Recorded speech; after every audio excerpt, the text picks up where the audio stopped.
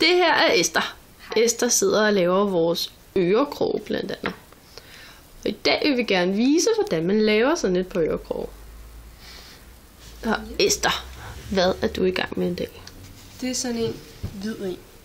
Der skal man finde 2, der matcher i farven og i størrelsen. Som er for eksempel de her 2. Ja. Og så sætter vi dem på sådan nogle små pinde her.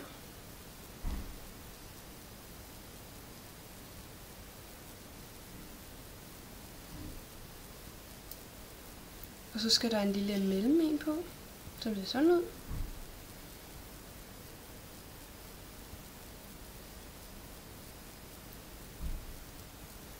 Og så til sidst sådan en lille krystal her, som er meget lille. Ja, den er lille.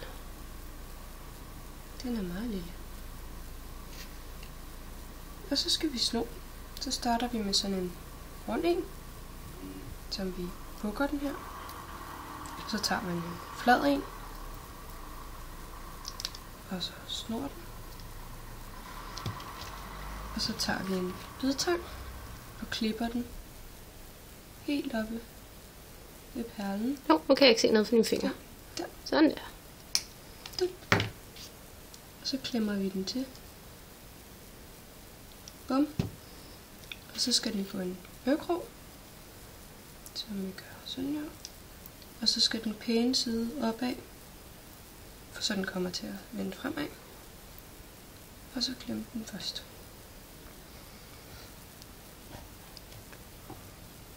Okay. Jeg kan lige vise det en gang til.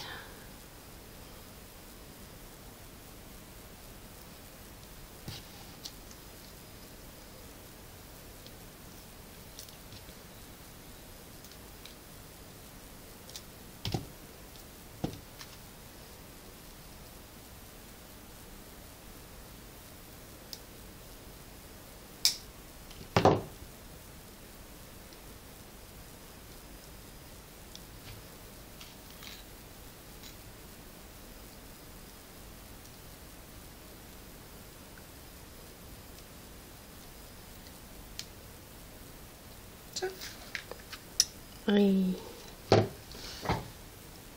Hvor fint.